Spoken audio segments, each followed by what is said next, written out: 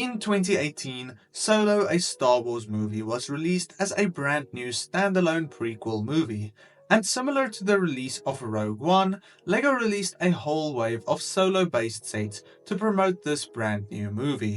We saw a total of 12 sets based on this movie in 2018, including 4 polybags and 5 standard playsets.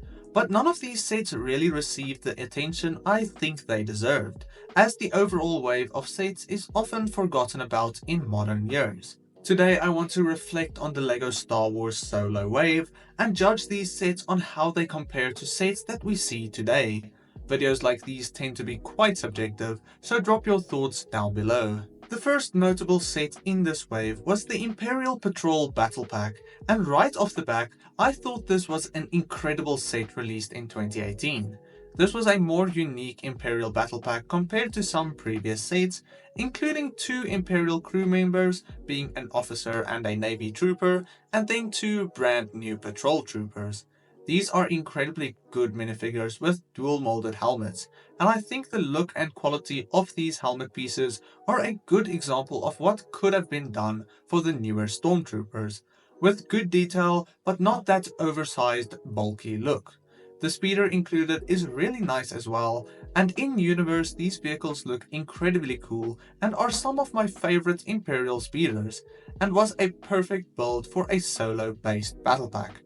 I think it stands out as a fairly good Imperial battle pack comparing to some previous sets as well as more modern sets. We saw both Han Solo and Moloch's land speeder in this wave of sets, and both were fairly good sets as well.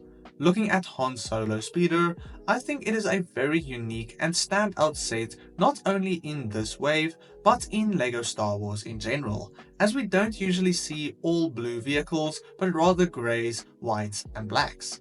The speeder has a really sleek and clean design to it, almost looking like a sports or muscle car in the Star Wars universe, and it fits the character of young Han Solo quite well.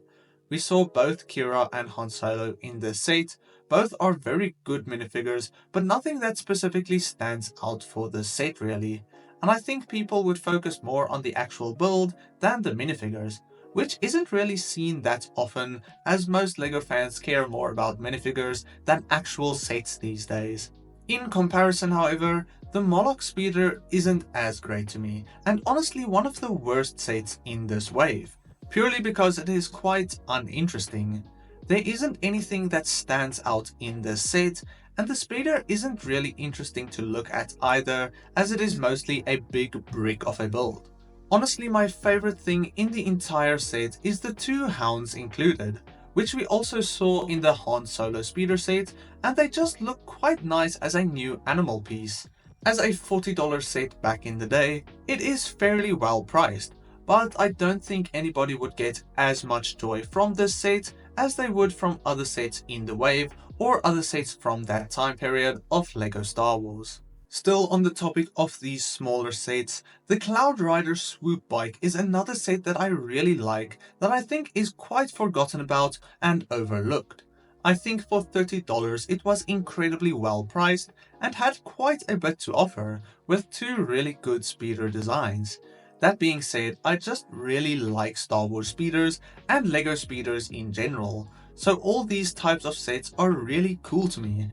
And these speeders just look really unique and are just very fun to work with and swoosh around. We get a character called Weasel in this set, as well as Tobias Beckett, both fairly good minifigures, but the standout character is definitely Enfys Nest, which was a really interesting character in the movie and made for such a good LEGO Star Wars minifigure. I honestly don't think we have ever seen a speeder based set as unique and cool as this one after it's released. Just my opinion, of course. The Imperial TIE Fighter that was released in this wave is probably the most beloved and well-known set in this entire year actually, as it is widely seen as the best LEGO Star Wars TIE Fighter at this scale. This is notably the last TIE Fighter playset in this size, as the next set was the downsized 2021 version, and I think the 2018 size and design is just objectively better.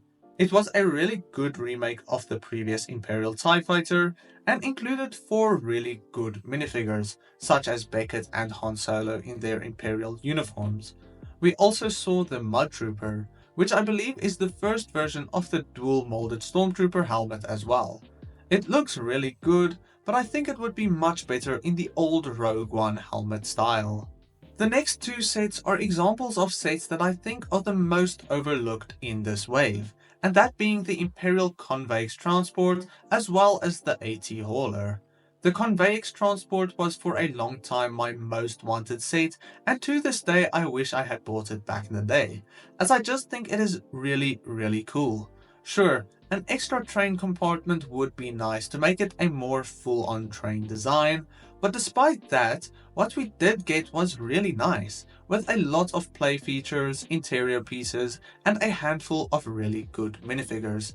The Chewbacca minifigure is probably the worst in this set, as this solo Chewbacca design looks a little bit strange, but other than that, we got 2 range troopers, which are some of the best Imperial minifigures ever made, and I hope we get to see them again someday, although it is very unlikely unfortunately.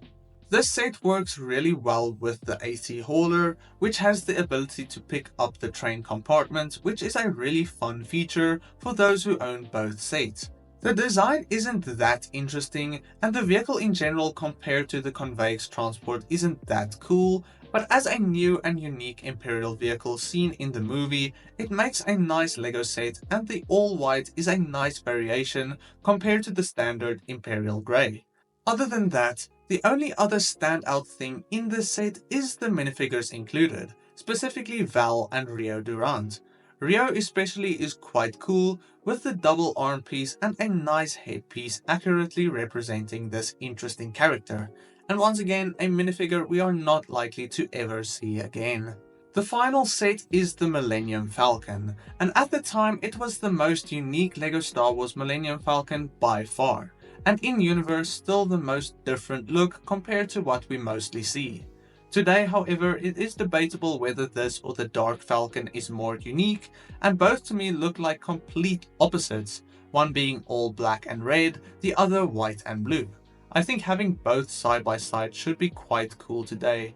Anyway, this is a really nice design, the final Millennium Falcon using this older opening flap technique. And the notable different thing here is the escape pod that attaches to the front of the ship, which is a really cool part of the Falcon we never see in the original movies. We get a handful of good minifigures once again, most notably the Lando Calrissian minifigure in his yellow outfit.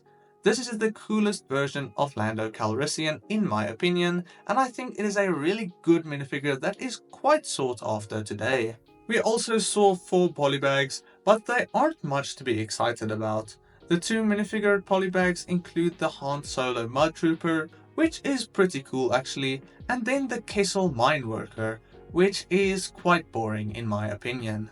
Overall, I really think this was a good wave of LEGO Star Wars sets, and other than the wave of Rise of Skywalker sets, which was really good as well, this was one of the last larger and really good waves based on a newly released part of Star Wars. I think these sets hold up very well today, and in my opinion are quite underrated and never got the attention they truly deserve. Let me know what you think about these sets, and then I will see you in the next one. God bless you, and cheers.